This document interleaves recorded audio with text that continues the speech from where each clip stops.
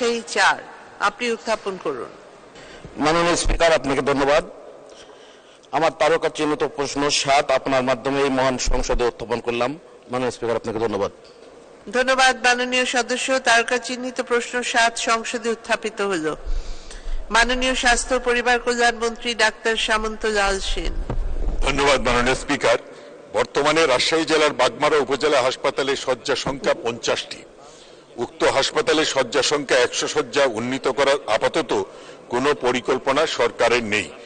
উল্লেখ্য যে প্রান্তিক জনগোষ্ঠীর কথা বিবেচনা রেখে দেশের প্রত্যেকটি উপজেলা স্বাস্থ্য কমপ্লেক্সে 31 থেকে 50 শয্যায় উন্নীতকরণ কার্যক্রম প্রায় শেষ পর্যায়ে আছে।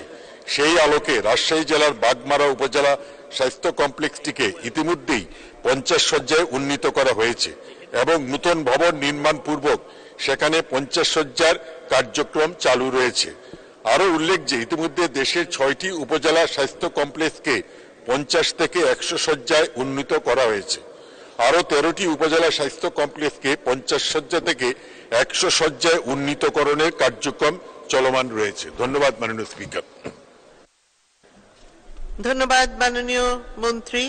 মাননীয় সদস্য জনাব মোহাম্মদ আবুল কালাম আজাদ একটি সম্পূরক প্রশ্ন করুন। মাননীয় স্পিকার, আমার নির্বাচনী এলাকায় একটি উপজেলা নিয়ে একটি আসন, 6.5 লক্ষ জনসংখ্যা, একটি উপজেলা স্বাস্থ্য কমপ্লেক্স, মাত্র 50 শয্যা বিশিষ্ট হাসপাতাল। এখানে কোনো অ্যাম্বুলেন্স নাই, ডিজিটাল এক্স-রে নাই। আমি একটা ভিজিট করেছি, খুব বেহাল অবস্থা। এই ব্যাপারে ডিজিটাল এক্স-রে এবং অ্যাম্বুলেন্স প্রদান করা যাবে কিনা, এটা মাননীয় স্বাস্থ্যমন্ত্রীর কাছে আমার প্রশ্ন। ধন্যবাদ মাননীয় সদস্য। মাননীয় মন্ত্রী। ধন্যবাদ মাননীয় স্পিকার। ডিজিটাল এক্স-রে ব্যাপারে শুধু তো এক্স-রে মেশিন দিলে হবে না, রেডিওলজিস্টও লাগবে।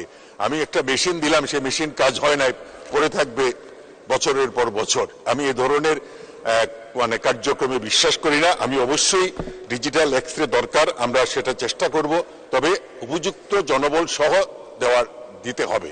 আর অ্যাম্বুলেন্সের ব্যাপারে আমরা একটা পদক্ষেপ নিচ্ছি। এই 5th সেক্টর প্রোগ্রামে আমরা অ্যাম্বুলেন্স করে অ্যাম্বুলেন্স দেওয়ার ব্যবস্থা করব। ধন্যবাদ মাননীয় স্পিকার। ধন্যবাদ মাননীয় মন্ত্রী। মাননীয় সদস্য